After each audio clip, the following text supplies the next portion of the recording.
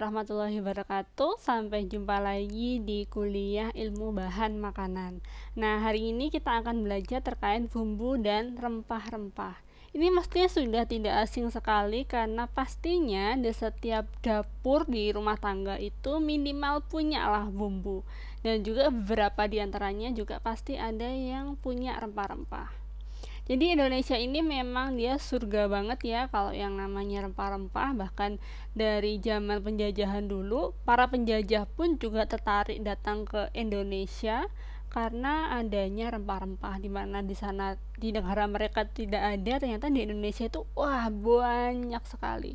Dan rempah-rempah ini itu bisa dijadikan bumbu yang bisa sangat berpengaruh terhadap kuliner, yang akan mempengaruhi nuansa kemudian keanekaragaman kuliner di seluruh dunia. Dan ini adalah jalur rempah-rempah yang ada di Indonesia, dan memang setiap daerah ini pasti punya rempah-rempah yang khas begitulah. Nah, ini banyak sekali ya beberapa jenis rempah-rempah, ini hanya sebagian saja tapi jauh lebih banyak dibandingkan dengan yang ini. Dan selain untuk makanan, di Indonesia ini juga rempah-rempah ini diolah menjadi minuman, ya, diolah menjadi minuman, di mana beberapa jenis minuman yang mungkin kita sangat sukai, misalkan seperti wedang ronde, kemudian ada lagi wedang secang, kunyit asam, ada lagi misalkan wedang jahe, sekoteng, kemudian misalkan teh rosella, ada lagi ya semacam itulah. Itu banyak sekali yang sangat disukai. Saya pun juga sangat menyukai beberapa minuman di antara ini. Jadi memang rempah-rempah ini merupakan suatu hasil pertanian yang sangat unik karena dia digunakan sebagai sumber cita rasa dan aroma. Dan juga aroma yang dihasilkan itu sangat spesifik dan tajam. Antara rempah-rempah satu dengan rempah-rempah yang lain itu sangat berbeda aromanya seperti itu.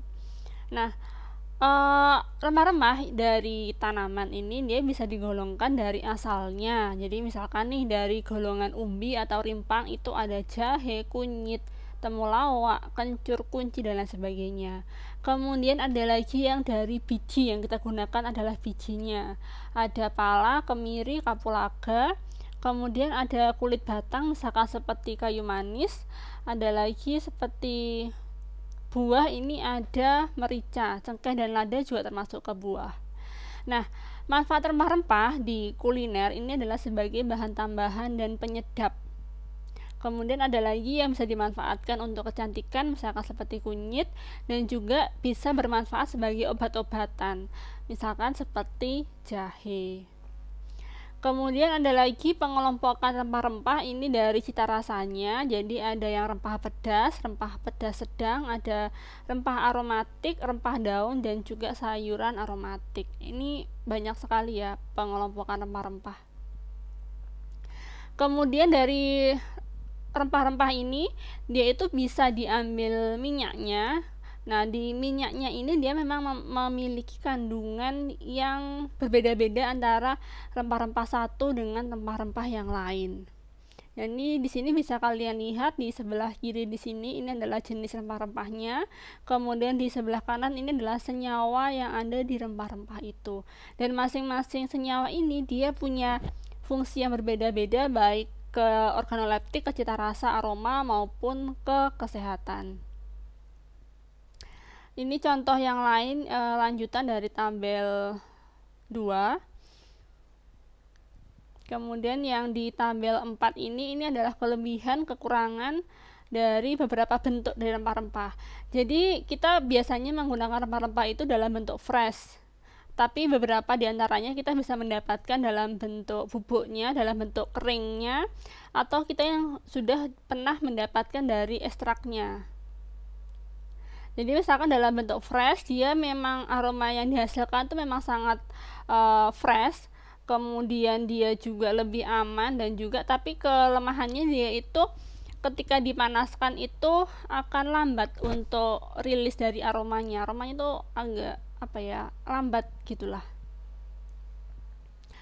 Kemudian kekurangannya dia memang variasinya itu untuk flavornya dan warnanya memang terbatas. Kemudian dia juga masa simpannya sangat singkat karena dia dalam bentuk segar.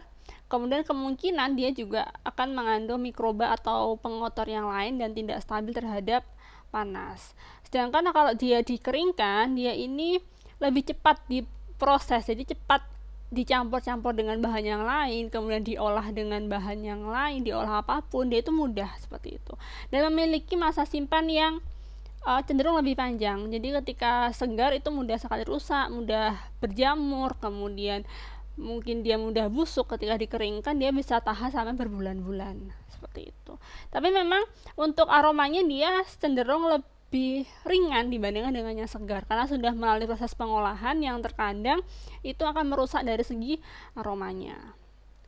Tidak hanya dari aroma, begitu juga dari flavor dan warna. Kemudian dia juga ini beberapa diantaranya ada kontaminasi selama proses produksi, itu memang mungkin. Jadi mungkin kecampuran dari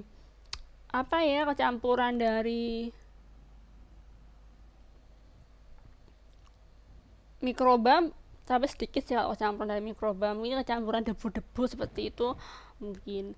Ada lagi yang dalam bentuk ekstrak. Jadi dalam bentuk ekstrak misalkan dalam bentuk minyak seperti ini, dia memang sudah terstandar dari segi rasa, warna, kemudian dia juga mudah sekali digunakan, hanya dengan jumlah yang sedikit sekali dia bisa untuk digunakan untuk banyak, bahannya bisa banyak seperti itu. Tapi memang kelemahannya dia sangat rentan terhadap pemanasan dan mudah rusak karena dia sudah dalam bentuk minyak. Nah, ini beberapa jenis rempah yang dia berfungsi atau lebih lebih dominan di bagian rasa. Ada kemangi, ada bunga lawang, ada jahe, serai, seperti itu. Sedangkan yang ini adalah dia lebih berfungsi membentuk aroma, cengkeh, kayu manis, termasuk juga jahe, kapulaga. Yang ini membentuk warna, misalkan seperti kayu manis, kunyit, dan bunga saffron. Ada lagi yang fungsinya adalah sebagai antimikroba, kayu manis, cengkeh, jahe. Jadi ketika kita masak menggunakan bumbu yang banyak sekali itu, jangan khawatir karena sebenarnya itu banyak sekali kandungan antimikrobanya, antiinflamasi, antioksidan yang kita konsumsi hanya melalui bumbu-bumbu itu. Nah, ini ada lagi karakteristik sensorisnya dari beberapa bumbu dan rempah. Jadi misalkan nih ada karakteristik sensoris yang manis, nah dia berasal dari rempah-rempah ini menyumbang rasa manis. Kemudian ada lagi misalkan rasa pahit, rasa hambar, ada lagi yang pedas, ada sensasi panas. Nah, ini beberapa contoh rempah yang punya fungsi atau punya karakteristik sensoris yang seperti di tabel sebelah kiri ini. Bisa kalian baca sendiri ya. Ini yang untuk membentuk warna, ada beberapa contoh misalkan seperti saffron. Ini adalah senyawa yang atau pigmen yang bentuk pewarnanya. Ada quercetin dan beta karoten. Begitu juga di paprika ternyata ada, di chili pepper ada, di turmeric juga ada. Yang di sebelah kanan sini adalah warna yang dihasilkan seperti apa.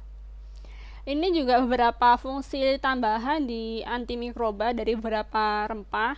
Jadi misalkan di sini ada garlic nih, dia punya senyawa namanya alisin dan dia bisa membunuh mikroba, ada salmonella typhus, shigella dysentery, mold, dan yeast gitu. Jadi kita bersyukur banget ya hidup di Indonesia yang masak itu pasti menggunakan bumbu, karena bumbu itu punya efek yang bagus banget terhadap kesehatan. Ini ada lagi yang fungsinya sebagai antioksidan. Kemudian yang di sini kontribusi terhadap rasa. Jadi rasa manis ini adalah contoh makanannya atau contoh beberapa bahan pangan yang punya sensasi atau memberikan rasa di rasa seperti itu, rasa masakan. Kemudian yang di sini ini adalah contoh rempah yang dia punya fungsi sebagai terapi. Jadi misalkan nih kita lagi suntuk, lagi bad mood gitulah, kemudian kita mengkonsumsi minuman yang seperti ini, misalkan seperti wedang anget, itu kan kita ada rasa tenang, rasa nyaman. Nah, itu adalah efek-efek terapi yang didapatkan dari rempah-rempah, dan itu memang bisa. Kemudian di Indonesia sendiri Ada jahe, ini salah satu rempah yang paling terkenal dan dia banyak sekali digunakan di berbagai jenis minuman, misalkan seperti wedang jahe, ada bajigur, bandrek, beras kencur, dan lain sebagainya. Nah, di selanjutnya di sini adalah penjelasan terkait dengan masing-masing rempah-rempah. Ada berapa rempah-rempah yang dijelaskan di sini. Di sini sebenarnya bisa kalian baca sendiri dan nanti bila ada pertanyaan kita bahas di sesi diskusi.